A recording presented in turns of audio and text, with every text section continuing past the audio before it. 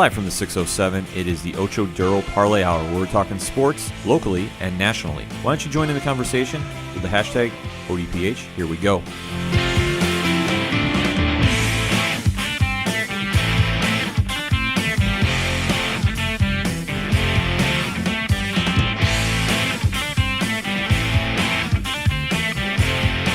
And welcome back to another edition of the Ocho Duro Parlay Hour. I am your host, Ken M. Sitting across from me this week is the sound guy galore, JR. Oh, you know I'm right here. Absolutely. Sitting to the right, checking the stats you need to know about, is the one and only intern himself, Padawan J. Hello, hello, hello. Folks, we have a lot to discuss, so hashtag ODPH if you're joining the conversation.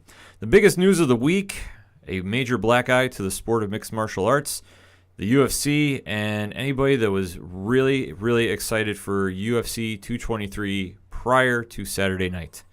Conor McGregor went, other than insane, I don't know. I'm trying to really wrap my head around it. If you've been living under a rock and you don't know what we're talking about, Conor decided to crash the party for UFC 223 uninvited, after an altercation happened between Khabib and Artem Lobov in the hotel lobby of one of the buildings there. Long story short, its fighters are cutting weight. Tensions are very high. Words are exchanged because obviously everybody knows Conor has not defended his belt in quite a while. Or 510 days. Thank you. And he was getting stripped of the title. It was supposed to be Khabib versus Tony Ferguson. We're going to get into that mess in just a whole bit, but it was supposed to be his replacement fight. Well, words were exchanged in the hallway. I heard rumors of more of a physical confrontation. Then Conor showed up and basically went crazy, attacking the bus that had Khabib and a number of fighters on the card, smashing a window and injuring two other fighters. So, gentlemen, I'll just pose this to you. What was your thoughts on the incident, starting with Pad? Well, just one quick thing. So far as we know, it was uninvited. There was a story from Ariel Helwani of MMA Fighting, basically in the aftermath, saying that Dana and Conor were in negotiations for a fight, new contract, what have you, and that Conor was on his way to New York to finalize the deal. Now, that has not been confirmed. It's not been denied. So far as we know publicly, he was not invited. My first thought was shock. Disbelief. I found out later that Lobov and Conor are partners or training buddies. They're very friendly. They are good friends. So it was just very much shock because, you know, this is a guy Conor's never been a person who's afraid to say what he feels, say what he's thinking, and for all intents and purposes, Khabib is a very open person. Like, hey, you want to fight? Let's go. Absolutely. JR, what's your thoughts on this?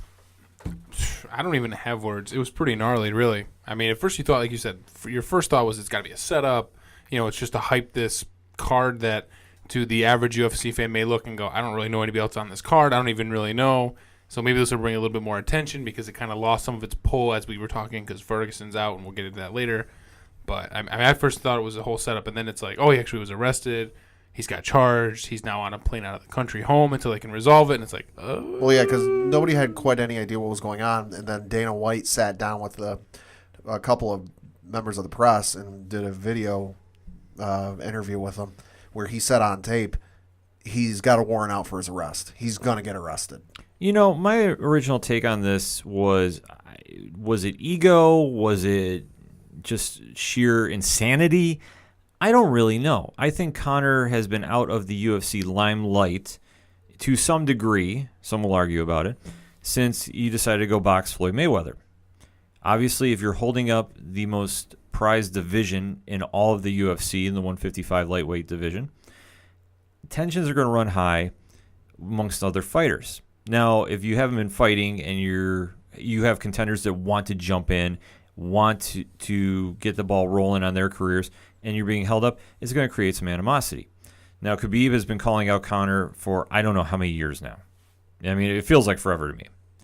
So obviously, if some words were exchanged in the hallway between him and Conor's friend Lobov there, okay, then maybe it should have just stayed there. But for Conor to come and specifically look for Khabib when he's supposed to be preparing for the biggest fight of his career thus far, against an opponent that was ever changing, which, like I said, we'll get into that when we cover UFC 223. Maybe it was just a slight bit of jealousy that the UFC had moved on from Conor. I think so. I think that plays a part of it. And being the straw that stirred the drink, you're no longer in the glass. Yeah. And just going from there, because of how he acted. I mean, granted, if he really wanted to fight Khabib and he was that angry that he got physical with Lobov, I get that to a degree. But to sit there, track down the bus that Khabib is on, and there are innocent fighters and team members on there that have nothing to do with the beef. I'll say, yeah, Rose Namajunas was on this bus. Mm-hmm. Michael Chiesa, Ray Borg, both of the latter two were injured and could not fight because of Conor throwing a cart dolly through the window of the bus. Yeah, and the seat Michael Chiesa was sitting in was the same window that was shattered by the dolly Conor threw. He was like, you can go on YouTube and find the video UFC put out there, embedded video series, which they do for every pay-per-view. You know, he was sitting right in that seat where the glass shattered. Ray Borg was right next to him. Michael Chiesa's face got lacerated from the glass. Borg had glass dust go into his eye. Yeah, you could have done some very serious damage. I mean, obviously, it was significant enough that they both had to miss the fight. Right. Which Dana is paying them their fight purse for the card. So no, they're not going to miss getting paid, luckily.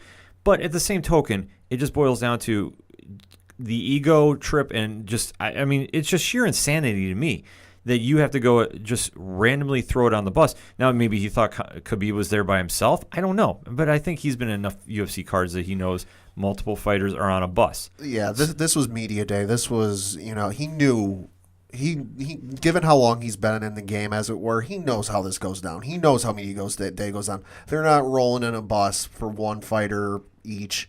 And they're doing, no, he knew everybody was on the bus. The thing that doesn't make sense to me more than him tracking down Khabib and seeking him out, it's him hopping an 8-hour-plus flight across the Atlantic to track him down. Now, if he'd have been in the area because he had something else going on, he had other engagements, and, you know, he was maybe in, let's just say, Jersey or something, like he had an appearance to make for something, I could understand that.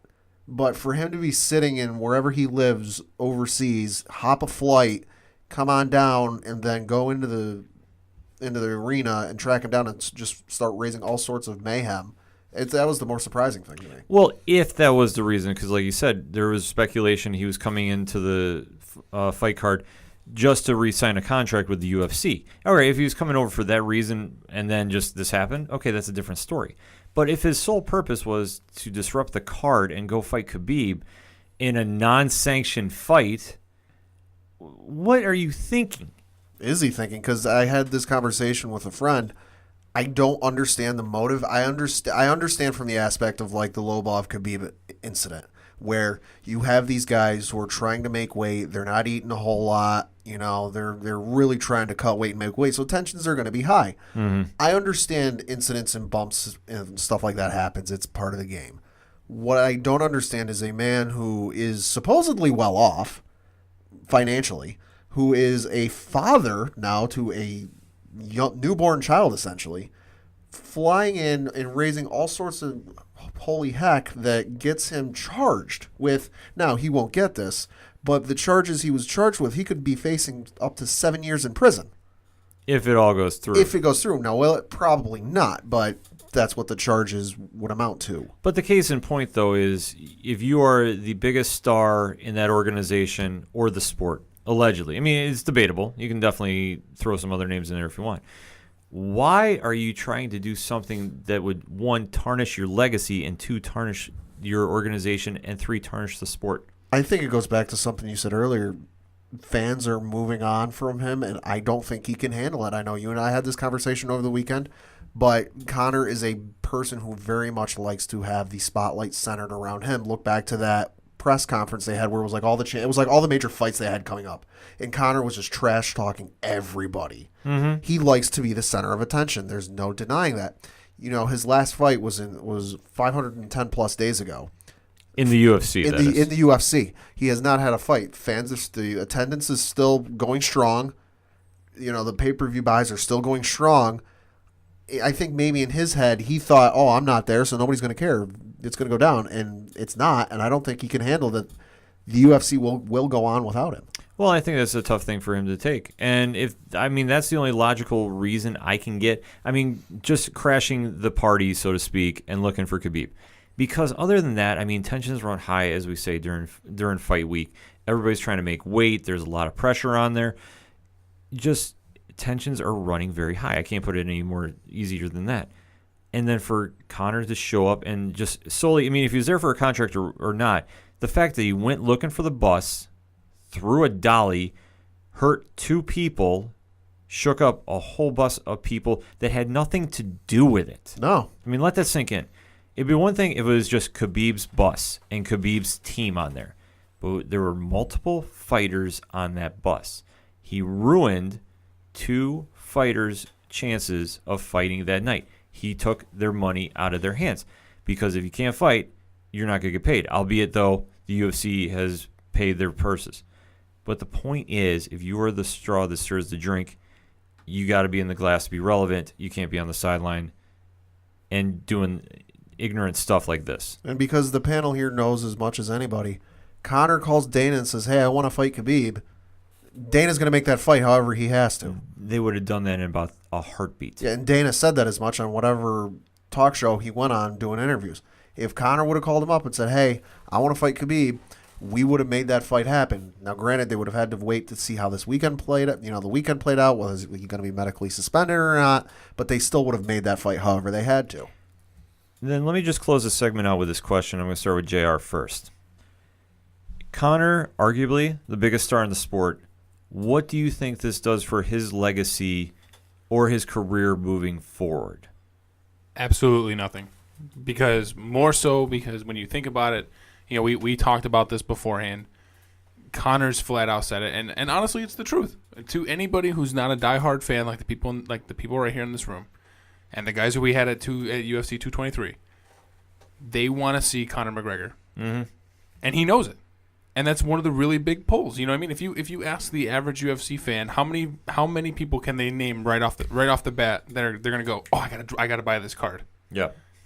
So in that regard, Conor said it before. The UFC needs him more than he needs them, and honestly, I think it's the truth. So it's hard because people are kind of moving away from it, and they're seeing the guys like Khabib, who are now 26-0, starting to get. We've seen him, we know about him, but now he's starting to get that attention of like, wow, he's 26-0, and geez, now fighting against GSP would be pretty interesting because people know that name. But with him out, see, I don't think UFC needs him because it's for the same reason people said the UFC needs Chuck Liddell, needs Anderson Silva, needs Brock Lesnar, needs GSP, needs insert big name here. Yeah, they were all big. Yeah, they all drew. I went and looked at the numbers over the weekend because I was curious. Out of the top 20 most bought pay-per-views in UFC history, Brock Lesnar has 4 of them. Brock's been a couple years now, not counting 200. It's been a couple of years since Brock had a long run in UFC, and they're still doing good. They're still doing fine. They're still doing business. At the end of the day, they are still going to be in business. This is not going to crush them. Albeit, though, there is going to be a lot more backlash towards Conor because of this action from mainstream fans and hardcore fans alike, because at the end of the day, these actions can't be tolerated by any fighter, let alone the guy that is, quote-unquote, the biggest draw in the business. To me, this is an incident that, if you go and you do a summary of like Conor's history in UFC and mixed martial arts and whatnot, they go through, they're going to talk about, oh, he beat Jose Aldo, he beat this, he beat that, he's first, 2-belt champion. This is one that's also going to get brought up in the conversation anytime you talk about his history. Oh, without question. This has now put a stain on his career, because whether it was just an impulse action, whether he just lost his mind, whether he thought, he was that big that this wouldn't affect him, this is going to haunt him. To what degree? I don't know. See, again, I beg to differ, though, because come win, lose, or draw, no matter what happens, if this fight with Khabib goes down, if you hated what Conor did and he threw the dolly through the bus and he made a big ruffle, that will probably be the biggest UFC fight card in history, price-wise, because everybody's going to want to see him come back. Everybody's going to want to see how he reacts, and they're going to know the trash talking is going to be through the roof. The media alone, when they start asking him about what's going on, what'd you do, what's the free, it's going to explode. So that's where I differ, only in that regard. From that, sure, will it tarnish it? No, maybe, but everybody everybody is going to want to sit and watch what he has to say, when he says it, when he can come back, if so. It's definitely going to dog him for a while because you know that your diehard reporters and whatnot that like the Ariel Helwanis, the Brett Okamotos who religiously follow the sport and cover it for everything. They're gonna, if the first time they see him, whenever this is, they're going to ask him about it. But you're still going to get those paparazzi or what have you coming up to him, occasionally asking him about it. So this is going to be something he gets asked about or gets brought up constantly. It's going to be interesting to see moving forward because for him and for the UFC, this is now going to set a precedent. Because if the UFC comes down on him very hard, this will set an example for other fighters. If they don't, and this is kind of brushed by the wayside, what kind of example is that going to set for other fighters moving forward? That's going to be the question. And what is going to be the reaction from the fans now? Because are you going to be more excited to see him fight? Are you going to be turned off to see him fight? There's a whole realm of possibilities that's going to happen moving forward. So this is going to be something to watch. Let us know what you think. Hashtag ODPH. We want to know, where's your stance on Conor McGregor? We're going to come back and talk a little more about the UFC 223 when we come back. You're listening to the ODPH.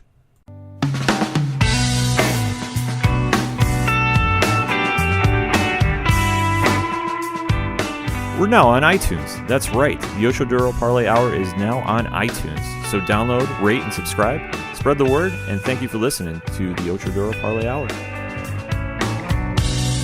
I'm the street light guiding you home. Avoid the wrong step into. Coming back talking a little more about UFC here on the ODPH for the second segment. And the card itself, dare I say, it had its own drama not related to Conor McGregor. No. As we stated last week, Khabib versus Tony Ferguson was called off because Tony got injured before the fight, so he was replaced by Max Holloway, the 145 featherweight champion. Albeit, though, when it came time for weigh-ins, things went awry. That's putting it mildly. Things went sideways in the worst way possible, unlike anything I've ever seen. You want to break it down, Pat? So UFC, when they do weigh-ins, they will have your formal weigh-ins in the morning. I think it's between like 9 and 11 a.m. or something like that, wherever they are. And fighters come in, they weigh in. If they're at weight, great. If they're overweight in any way, they've got 2 hours from that minute to get at weight, and if they don't, they figure out from there. So Max Holloway comes in, weighs somewhere in the neighborhood of 160. I've read a couple of different numbers. Weighs somewhere in the neighborhood of 160. And instantly instead of saying, okay, well, you've got two, because initially Ariel Helwani on Twitter was saying, oh, well, now he's got 2 hours. So he came back to weigh in, and the athletic commission wouldn't let him weigh. And they pulled the scale out from the area where they were doing weigh-ins. And nobody had any idea what was going on. It came out later that, supposedly the athletic commission took one look at him and said, you're done, we're not weighing you in again. So all of a sudden the Max Holloway versus Khabib fight, which if I read right, was never actually formally signed off on. It was in the works. They were going to do it. They had to sign off on it. That one was off. So all of a sudden they're turning around looking for another one. Well, they've got a gentleman by the name of Paul Felder who was supposed to be on the card but couldn't fight because I believe his opponent was either supposed to be Chiesa or Borg. No, Chiesa was supposed to fight Pettis. Oh, that's right. And Borg, I don't believe, was in the same weight class. But I think he was supposed to fight Lobov. Yeah, you're right. So Paul Felder was supposed to fight Lobov, and Felder offered to step up and fight him, but then the state athletic commission turns around and goes, oh, well, he's not ranked. He can't fight for the belt. Allegedly. Allegedly. It's a lot of... The only thing we can gather from the Paul Felder situation was there was a lot of miscommunication. There was a lot of hearsay going on because one thing I wasn't sure is, obviously, as we said last segment, Michael Chiesa was injured, so Anthony Showtime Pettis did not have an opponent. Why he was not entered into that title shot, I don't understand.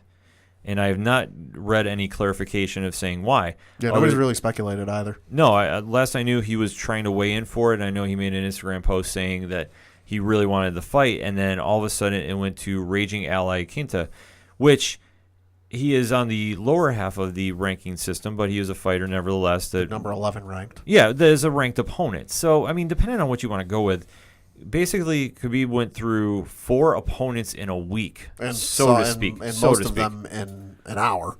Yeah, which, I mean, just with how crazy it was on Friday trying to figure this mess out, it really just kind of put a bigger shadow on the card. Because obviously with the Conor incident, that really messed things up with Ray Borg being out, so that fight was scrapped. Michael Chiesa being out, so the fight between him and Pettis was scrapped. Lobov being taken off the card because of his involvement in the incident. It just got messy in a hurry, to put it mildly. I thought they were going to call the card off with as much trouble as they were having just getting an opponent for Khabib. Because the other thing, Alaquinta stepped up for the fight, weighed in 155.2. So then the State Athletic Commission turns around and goes, well, we're going to let him fight, but it's not for the belt. He's 0.2 over. I still don't understand that whole mess. So we had the whole mess of if he won the belt, the State Athletic Commission wouldn't recognize it, but the UFC would. It was just one of those situations that, you know what, is just more gas on a fire that's already burning, because obviously the Conor thing just derailed plans in a hurry, let alone it started with Tony Ferguson getting injured and pulling out of this fight. For now, it's the fourth time that this fight has been scheduled and it has been canceled. Yep. You know, it's just one of those, when it rains, it pours, and you just hope you got good boots on. Yeah, it was just one thing after another. It was unbelievable. But the good thing was the card did not get canceled. No. And all three of us watched the card, and I have to say it was a solid card from top to bottom. Yeah. It definitely had its moments. I mean, you had the undercard was very solid, and then you get to the main card, which had a gentleman step up and kind of steal the spotlight a little bit. I'm just going to call him by his first name, Zabit. Yep. Versus Kyle Bochniak. Zabit broke his hand warming up in the back and came out and fought 3 rounds on a broken hand. Talk about stepping up and showing you got a pair. Yeah, and he was throwing crazy strikes left and right, and he definitely made a statement. I mean, I'm going to be watching him moving forward at the featherweight fight or division there. He is going to be a name to watch. I mean, if he's fighting with a broken hand, what's going to happen when he's fully healthy and fighting a ranked opponent? Yeah, because I got to be honest, until I read it, I had no idea. You couldn't really tell. No, I didn't tell. I mean, I saw him kind of shake it off a couple times. But I mean, fighters do that all the time, so it's kind of hard to see. It's one of those things that when a fighter is throwing strikes, and JR, I mean, you can attest to this because you were watching with the rest of us here. He was throwing some crazy kicks. He was throwing spins. He was throwing everything under the sun. Right. I mean, I think that may have been the only thing that kind of, if you were to even notice anything at all even happening, like you said, just the odd kicks. I mean, he's like doing one-hand stands almost with roundhouse kicks. Like, it was really wild, some of the kicks he was doing, and off the cage. Like, it was, if anything, that was probably hinting it off. But yeah, I mean, it was just like a highlight reel, like you kind of see in a video game. But he definitely was having a very good night and definitely made a lot of fans because he showed up and he was swinging for the fences right to the end. Not to say that Kyle wasn't his opponent, but, I mean, they were going for it. And then getting to the co-main event, which, I mean, in my eyes, that kind of turned into the main event because Rose Namajunas defended her belt against Joanna Jędrzejczyk in a classic of striking displays. Thoughts on that from the panel? Definitely a very good display from Rose Namajunas, who said after the fight that the weight cut in the first fight did hurt Joanna, but Rose was the better fighter, and I have to agree with her. She stepped up, she showed up, and she proved, hey, I'm the champ. Come get it. JR, your thoughts on that? I'm going to be honest. As I was watching this fight, it was a little hard just because the entire card was just every fight was a decision on the card, prelims and this one. So it was getting kind of late in the evening. But I mean, it was a good 5-round slugfest. I mean, it definitely was worthy of being. It was labeled co-main, but it easily could have been a main. Yeah, I mean, I thought it was a main event in its own right. Joanna definitely stepped up, and the fight was very close. I mean, I think it was a lot closer than the judges' scorecard. Yeah. But I think Rose and her striking was throwing Joanna off for the first couple rounds. Joanna started turning it on in the third and fourth, and then Rose just pulled it out at the end. Well, yeah, because they brought it up during the fight that early in the fight, Rose was doing like this slide dodge thing or whatever they called it. And then Joanna started throwing leg kicks that turned her leg the same shade as a sunburn on the beach. Yeah, no. It kind of slowed her down a little bit. Yeah, Joanna started throwing leg kicks and really slowed down the mobility because Rose, to a certain degree, the comparison we could make about this one, at least I'm going to make it, was very Dominic Cruz-like. Okay. Because she was bobbing and weaving. Joanna was having a very difficult time getting her timing down. and was missing a lot of shots, and Rose was countering very, very well until she started getting the leg kicks, and then Joanna started landing more shots. But like I said, it was definitely not a one-sided fight. It just was very back and forth, but albeit, though, Rose did enough to win the first couple rounds and then the fifth round too, in my opinion. So going forward, I don't know if they would do an immediate trilogy rematch. I'd be okay if they did because the fight was that close and that good. But you got to tip your hat to Rose because she has really stepped her game up on this current win streak she's on, and I can only see her getting better. And Joanna is going to be lurking about there. So if they don't have an immediate rematch, it's going to be sooner than later, in my opinion. Yeah, I'd have to agree with that. Normally I know if you have the one fighter beat the other one twice in a row, they normally wouldn't go for the three-peat. But because this one was so close this time around, I want to see it a third time. And then we get to the Khabib versus Alaquinta for the lightweight title. And the fight, I want to say, kind of went the way I thought it was going to go. Nothing against Alaquinta, but Khabib is just a superior grappler. And I think when he started taking him down, he started just imposing his will the first couple rounds. And then Khabib, I don't know if he laid off the gas or he just was kind of, not as aggressive the 3 or 4 rounds. Jerry, you have any thoughts on this? I really felt bad for Alaquinta because I almost felt like from visually watching the fight, first of all, the scorecard was spot on. Mm-hmm. In case anybody didn't catch it, it was 50-43. Yeah, which is bad. Mm-hmm. Oh yeah, which is very bad. And I looked at it in the fight. I mean, Khabib didn't knock him out, but it almost looks like he was using it as like a 25-minute sparring session, in my opinion. I mean, there were times where you thought, is he not taking his opponent seriously? Because Alaquinta did get a couple of nice jabs in there. I mean, he did get some good punches we thought may have rocked Khabib, but then you just looked and the entire fifth round was just all absolutely dominant. And you're like, okay, so maybe he's just toying with him, caught his breath, giving him his 5 minutes of fame. I don't know what it was, but it did not look good. See, I chalk it up to Khabib not really having a lot of time to study his opponent. If he would have had a full camp, with time to watch video and stuff, he could have game planned properly, because I think if you go back and look at the first round of the fight, Khabib is very, not the normal aggressor we would see. He was definitely playing back because he might have seen a couple of videos on the guy, but by and large, he couldn't game plan for the guy, and I think that definitely played into it. It was not Khabib as aggressive as we've seen him in the past. I think, though, with Khabib, he was ready to go no matter who he threw at him. I mean, not to get it twisted. But I think, though, Iaquinta's wrestling defense kind of gave him a little problems later in the rounds, and Iaquinta started nailing shots in the third round. In the third round, if you're going to say he won any round, he won that third round because he started really getting some strikes in.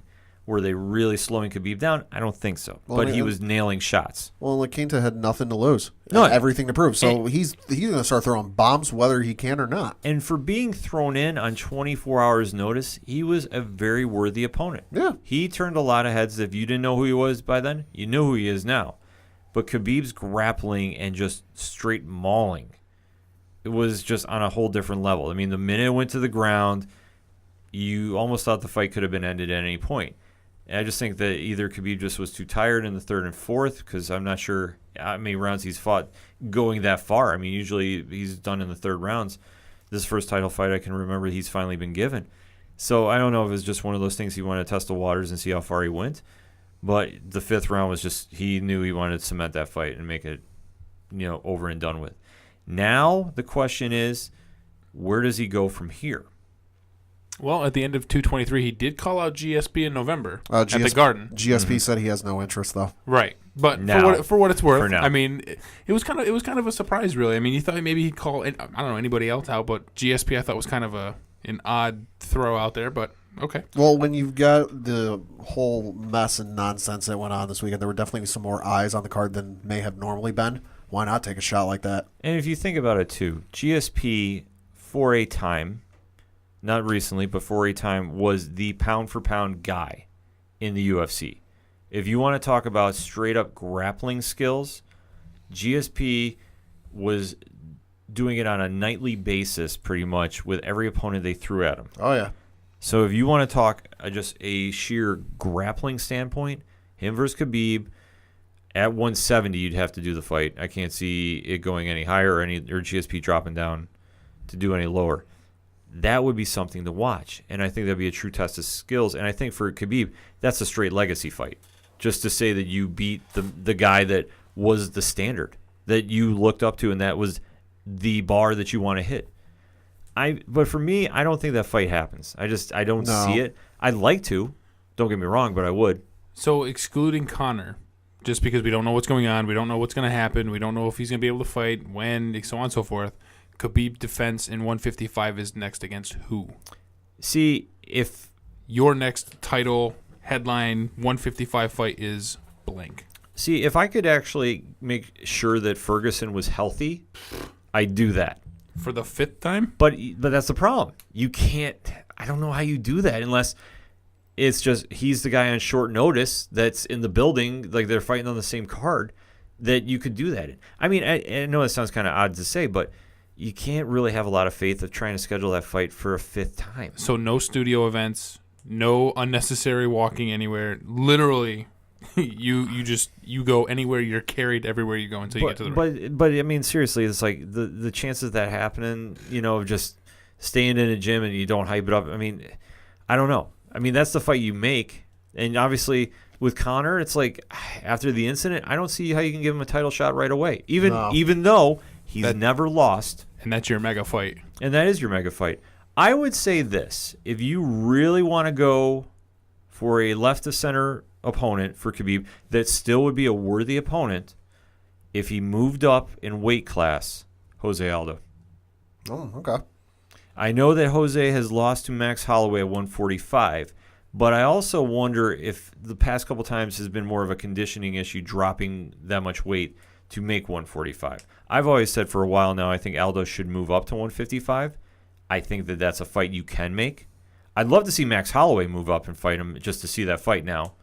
Or I'll even throw the man, the myth, the legend, Donald Cerrone, because he'll show up. Ready. But they were supposed to fight years ago, and it just didn't happen. How about you headline Khabib, the 26-0 versus the 14-0 Brian Ortega for 155? I'd be okay with that, too, if Ortega wants to do it and if he was willing to go up in the weight class. I mean, he was ready to take that fight. We did hear that. I mean, he said he took the phone call and said he'd get there, and he could. Yeah, I mean that's undefeated. It's going for 155. I mean, again, you're jumping the entire 155 class, but.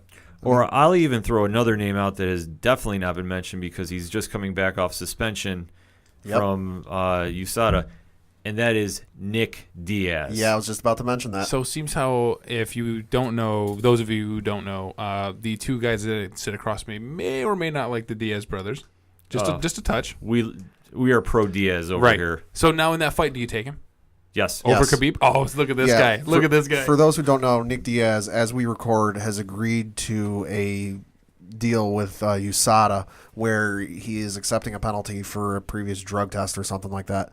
And it's retroactive to last year, a.k.a.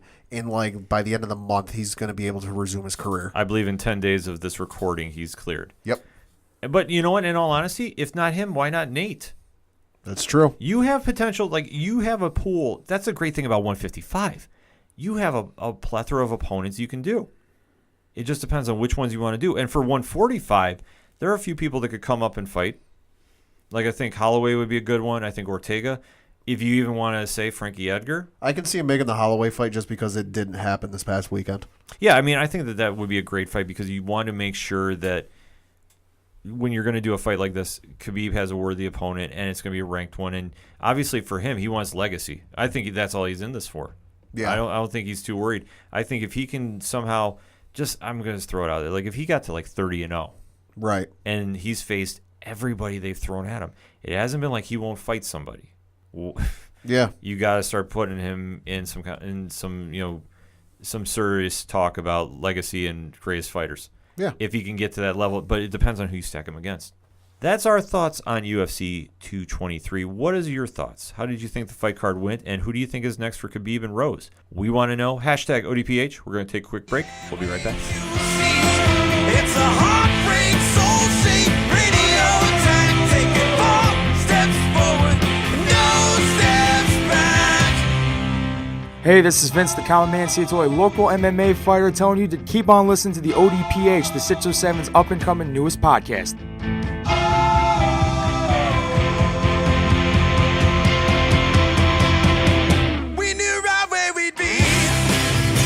Floating on the airwaves, you see, it's a heartbreak.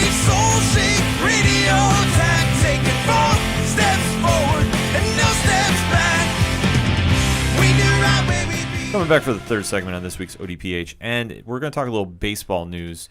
Dare I say, is there any more drama in the Bronx? I don't buy it, but No. we got to address it. Pad, take it away. I don't really see any drama in the Bronx per se. Giancarlo Stanton having a little bit of a rough start. 2 platinum sombreros, as it were, in the last week. Now, for those who don't know, platinum sombrero is when you strike out in a game 5 times. Not good, but the way I kind of look at it is, A, they were in New York all week. This past week, they had 2 games, if not 3, if I'm not mistaken, delayed by like an hour plus because of weather, because it snowed and was cold in New York all week. And I'm sorry, who likes to do anything out in the cold? Me. Well, you're the exception to that rule. Me too. So I kind of chalk it up to that. And plus, I was watching the game yesterday, and I think John Flaherty put it best during the game yesterday. He's overextending. The bottom half of his body is pointing one way in the outfield, and his upper half is pointing the other way. JR is not a Yankee fan by any stretch of the means, but what is your take on this? He's a Yankee. Enough said. There you go. His struggle is he's a Yankee. He can't handle the New York pressure. Cold or not, I'm sorry. Who plays across town in that cold? The New York Mets. They're 8-1. They don't seem to have a problem, so I don't know what his problem is. Oh, wait, that's right. He's a Yankee. There you go. I also There's always an excuse. chalk it up to the 9 hours worth of game time they put in 3 days, because Lord have mercy, they couldn't nail down the bullpen. This is very true. They did have a long stretch against Holy Baltimore, moly. Isn't but that supposed to be your staple? they're off Like to a that rough. Betances and Aroldis Chapman and those guys. Aren't they supposed to shut that down? They've got the speed in their pitches. It's just the location. Plus, you've got the rash of injuries. I mean, you had Gary Sanchez get a leg cramp after he was catching 280 some odd pitches over 5.5 hours. Plus, you had Didi Gregorius slide into home plate and got a little banged up. He still came in and pinch hit yesterday. On top of one of their other players went down with migraines or something like that, so he's on the 10-day DL. CC Sabathia is on the 10-day DL with a hip strain or something like that. So they're running into the injury bug a little early. But I guess my question would be, from the first game of the Platinum Sombrero series, Stanton was getting booed out of the stadium. That's a little premature in my opinion. I agree, because if we take a look at any major Yankees free agent signing in the past couple of years, I mean, I'll use Mark Teixeira as a prime example. April is not their friend.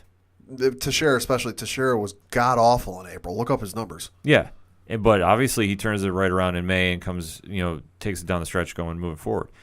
Looking at Stanton, obviously there is a ton of pressure and there's a very, very big spotlight on him. And he wants to live up to it. And he wants to live up to it, don't get me wrong. I mean, obviously when he hit the 2 home runs his first game as a Yankee in Toronto, everybody was saying MVP and book their tickets to the World Series. Not so much right now. And obviously coming to the Bronx, it's a whole different ballgame, as JR will attest to, as Pad will attest to. Yeah. When you are a Yankee, the media pressure is extreme. And it's, only slightly different from being in Miami. Yeah. Oh, absolutely. Where if you take a look at Stanton's stats over the past couple of years, he has been very high on the strikeout list. Oh, yeah. Even Aaron Judge last year had like 280 some odd strikeouts. But it's balanced out by how many home runs they hit. Right. I think the thing Stan needs to do, and maybe he won't do it, but this person needs to do it, I think Aaron Judge needs to kind of just sit down with him for lunch one day and just have a casual conversation about playing in New York. And, hey, listen, we know you're a big guy. You're a power hitter. You want to be one of the stars of New York. Don't put so much pressure on yourself. Just let it happen. Because Judge has been there. Judge has been, the face of the franchise, the darling of the city. He's been in that position. It is a valid point, and maybe that's what he needs. I'm not sure yet.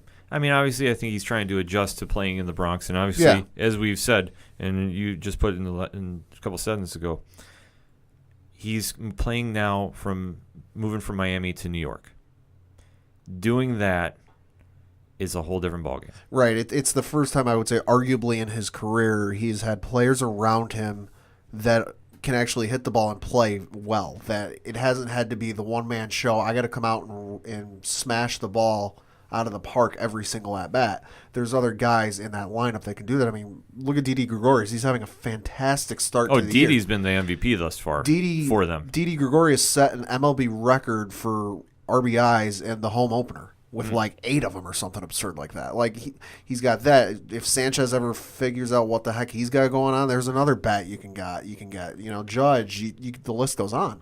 The list will go on, and I'm sure he's going to turn it around, I guess. But for Yankee fans who start booing him already, I think it's just, we're pulling the trigger just a little too quickly. I'll say if you're skeptical, sure, understandable. Yeah. But raining boo birds down like it's A-Rod and that awful 2006 year. I was just going to say, in comparison, is he having a worse start than A-Rod did? Not necessarily.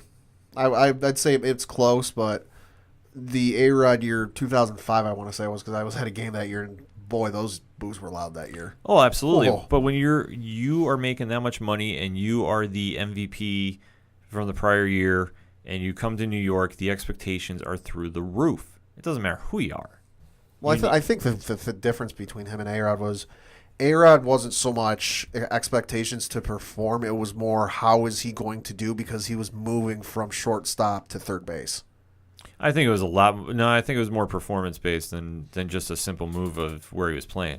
A-Rod came in with a very lucrative contract and a very deep pedigree that you thought when we signed him, okay, we're going to go to every World Series for the length of his contract. Didn't happen. No. So with Stanton, I think the bar is a little lower, not by much. Yeah, not by much. But when like I said, when you're the MVP from the previous season and you're coming to New York and the sandbox that is Yankee Stadium that anybody can hit home runs out of there left and right. I'll say, he could hit Oppo, not get all of it, and still hit a home run. Right. Because the wall's 280 feet. This is true. It's ridiculous. It is what it is. But my point is, if you're hitting as hard as he is and as far as he is, and you're not producing numbers and you're striking out in crucial at-bats too, you're not going to endear yourself to the fans. Now, should they be jumping off ship? No. No. I mean, like we said, nobody gets a trophy in April. You get the championship in October. Well, this isn't a video game. He's not going to go up every at-bat and hit a home run into Staten Island. But he should at least hit a ball Well, once in a while. I agree with you. Yeah, the strikeouts. I mean, if he doesn't hit out the building, then fine. But he should at least hit the damn thing once. Well, that's the thing. The strikeouts are alarming to a degree that between him and Judge, they do strike out a lot. So as Yankees fans, can you tolerate 450 strikeouts between the two of them if they have 115 home runs? Yeah. Yes, if the team is winning, because they're just a small part of that lineup. The thing that was more concerning to me than over the weekend than either of Stanton's platinum sombreros was I was watching the game, I want to say it was Saturday, where they were playing Baltimore and they were down, and it was like the top of the lineup, and Didi Gregorius and a couple other guys were coming to bat, and they were all swinging for the fences. Like, they're not going for the base hit. They're not looking to get on base and start producing runs. They were all trying to hit and be the hero. Yeah, and which that was foolish. that's more concerning to me than anything. Yeah, play small ball. Like, you don't need to kill it and get that SportsCenter highlight every time. I was like, because there was a couple swings Didi made where he looked like he was trying to chop down a tree. Oh, yeah, because I'm sure that he wants to get a home run and win the game. And it's like, granted, if you can do it, great. But you know what? If you still score a run on an RBI single, guess what? You still win the game. Yeah. It's the easiest way to describe it, folks. I mean, it's honestly pretty simple. I mean, the Mets taught the Yankees how to build a farm system. Obviously, it's working now for you guys. Well, the Mets, the Red Sox, the Cubs, the Royals, the Astros. The list goes on. The list goes on. Mets at the top. Tampa for a And while. so Mets are at the top of that list. Now we're going to teach you, as you watched last night, because I know you guys tuned into the Mets game because it was on ESPN. I know you were watching it. Now we're like, what was on there again you guys were watching? Oh, sorry, we were watching WrestleMania. Oh, okay, yeah. Well, you did see the Mets. They won by doing what? Small ball. It was great. They're actually taking at bats. They drew 3 walks in 1 inning. Why? Because they're not swinging for the fences. And it ended up in a Gonzalez home run. It was awesome. And the Mets win the game. Well, the week will be very interesting for said New York Yankees. They're off today as we record. They then head to Boston for a 3-game series, and then to Detroit for the weekend for a 3-game series, and then they welcome Miami next Monday. I'm not so concerned about the latter two, but his series against Boston, Stanton's going to be under that microscope. Yeah. If he has another couple golden sombreros or platinum sombreros. Well, and you look at how Boston played yesterday, where they were down, what was it, like 7-2, something like that, and they clawed back and scored like 6 or 7 runs in the 8th inning. As much as I don't like Boston, they're going to scrap. And it's Boston Yankees. So every game is big, no matter what.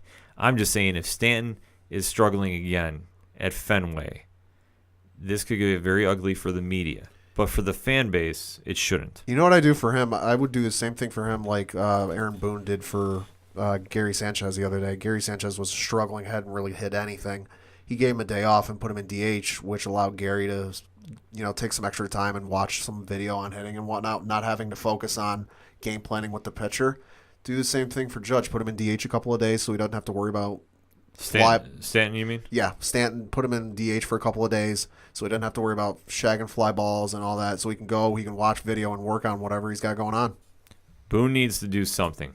And you know me, that has been the biggest X factor of this season for the Yankees because on paper they're built to win now, but the captain needs to steer that ship. What are your thoughts on Stanton's start this season? Are you ready to jump off the ship as a Yankee fan, as a Mets fan? Are you already saying it doesn't matter, we'll see you in the series? We want to know. Hashtag ODPH. Let us know what you think. We're going to come back with a local minute and close this show out. You're listening to the ODPH.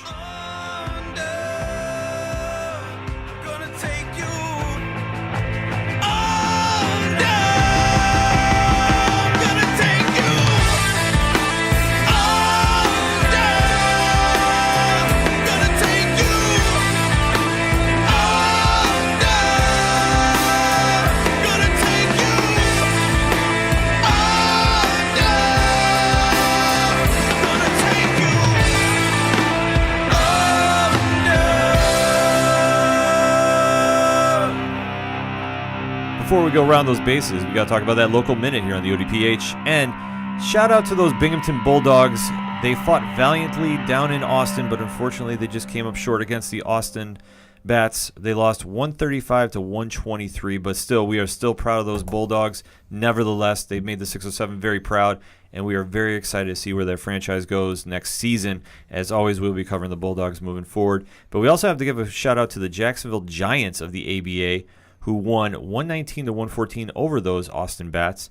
The Giants have now 5 ABA championship titles from 2012, 2013, 2016 through 2018. It is the most in the ABA. That's impressive. So, yeah, congratulations to those guys, but keep your eyes out for those Bulldogs. They'll be coming back next season. Pat, what do you got? A little bit of Rumble Ponies action. As we record, they're actually playing right now. They're playing Akron, currently in the bottom of the third, tied at 0. Looking at the standings, they are in second place by only half a game back behind the New Hampshire Fisher Cats, who are the Toronto Blue Jays affiliate. Rumble Ponies are 3-0. Fisher Cats are 4-0. Looking at a couple of stats early in the season, but never too early to look. Peter Alonso is currently leading the team in hitting with a .455 average, 5 hits, 11 at-bats, scored 3 runs, 2 homers, 4 RBIs. Not too shabby. Not at all. Shout out to those Rumble Ponies. More information, you go check out bingrp.com. So now it's time to go round those bases to take us home. Pat, what you got? More baseball for me. Of course, we talked about it on the MLB preview show. What would we get out of Shohei Ohtani? Would he live up to the hype? Would he exceed the hype? Or would he flop? So far, early on, living up to the hype and moving the numbers in Vegas. Yeah, I would say so. I got a notification on my phone this afternoon as we record from Bleacher Report. He is now the odds-on favorite in Vegas to win the AL MVP. He is having a great start to the season. Yeah, his pitching, because he's a pitcher and also hits, his pitching, he's currently 2-0, 2.08 ERA with 18 strikeouts, more than half of those coming yesterday where he carried a perfect game into the 7th inning and had 12 strikeouts. Always impressive. And hitting, he is hitting .389, 3 home runs, 7 RBIs. It's still early, but so far he's delivering. But then again, like we say, we don't give championships out in April. This is true. Now, Pat and I actually talked about this. Has there been somebody to win the Cy Young and MVP in the same year? Probably not. Not to my knowledge. I think the only one you could even come close to would be Ruth. Yeah, like the numbers he's Maybe. putting up are Ruthian, because I saw a thing that was back late last week where it was like, the number of home runs he hit in 7 games, like the only person who was even close to hitting like his first 2 home runs in fewer number of games was like 14 or something like that, and that was Babe Ruth. Like all the numbers and all the comparisons you're seeing up is, it's the first time since like 1919 or something absurd like that. Well, like I say, he's living up to the hype thus far. How far is he going to go is anybody's guess, but if you're an LA fan, you got to be really happy with him right now. Oh, yeah, over the moon. Yeah, he's delivering thus far, so hopefully injuries don't find him, and let's see what he's got going down the stretch. Yeah. JR, what you got this week? Oh, baby. Well, I've been talking about it for quite some time. So I was definitely glued to my television. Saturday night I was not, but my weekend was chock full of the Masters.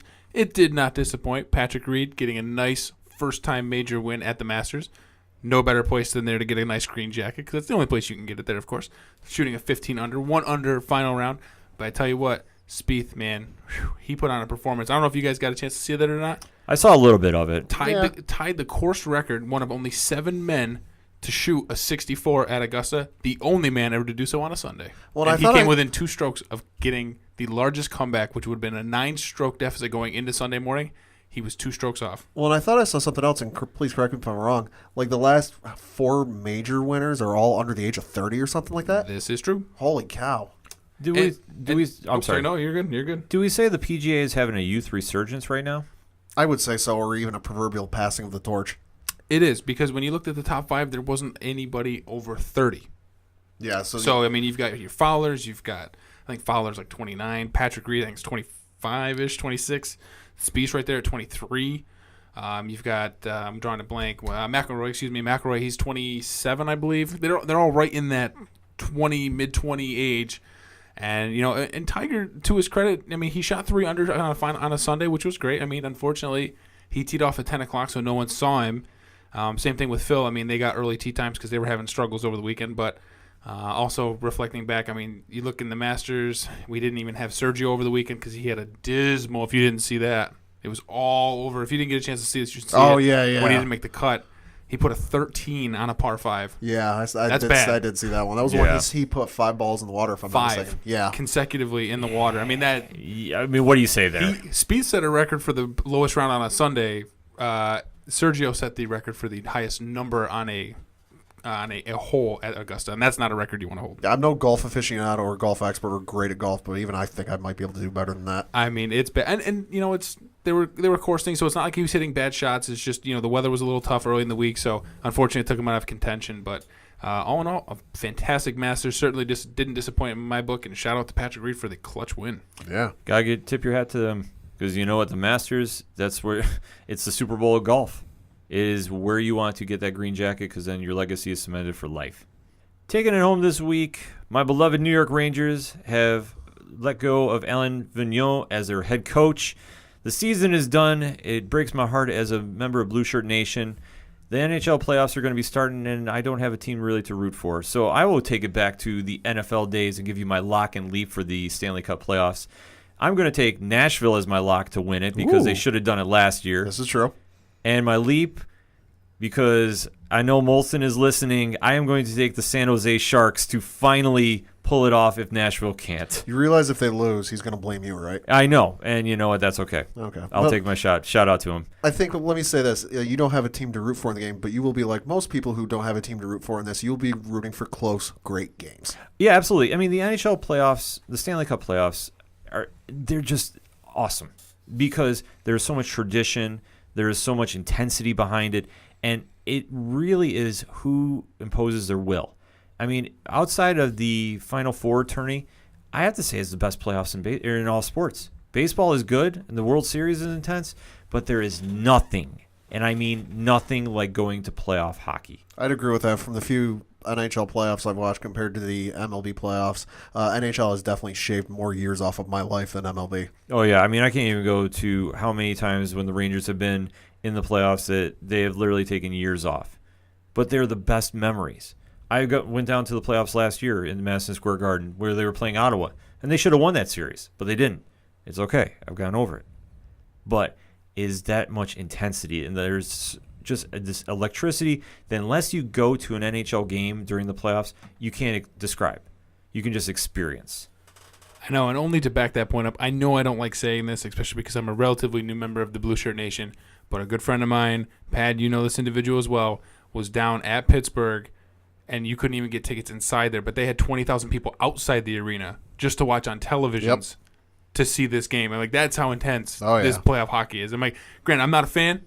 No. However, that shows you that you've got 15, 20,000 people outside the arena, which is already packed, just to watch this game because they couldn't get tickets because it's flat out just you can't get a ticket. And that's how many people are out there in the cold watching and supporting their team come playoff time. Like I said, hockey is just a whole different mentality from any other sport. It is arguably the best one on planet Earth. I said arguably because, trust me, when you get into the playoffs and if your team is going and they're making a run, it is one of the best things to experience as a fan because there's nothing like it. And if you bring home the cup, whew, indescribable. I mean, the closest thing I can relate to having a really definitive memory is when the Binghamton Senators brought the Calder Cup home. Yeah. In 2011. That was crazy. That was insane, but you know what? It was so meaningful, and memories were made, and that's just one of the experiences that your fellow friends, your neighbors, anybody that goes to games in your hometown where you're watching the games can experience. It is truly just one of a kind, and you should experience it. And I root for anybody other than Pittsburgh. So I'm going to close out on that note. I can't root for Sydney. I'm sorry. Can't root for Crosby. But I can root for you, and I say thank you for listening to an edition of the ODPH. So for Padawan J, the intern himself, the sound guy galore, JR, I am your host, Ken M. Thank you for listening, and we'll see you next time. Instead of making promises in the dark, why don't we just play our part? 'Cause I'm all alone and you're all alone tonight. Act like lovers, but we're not even friends. You can see the end, but it feels good to pretend.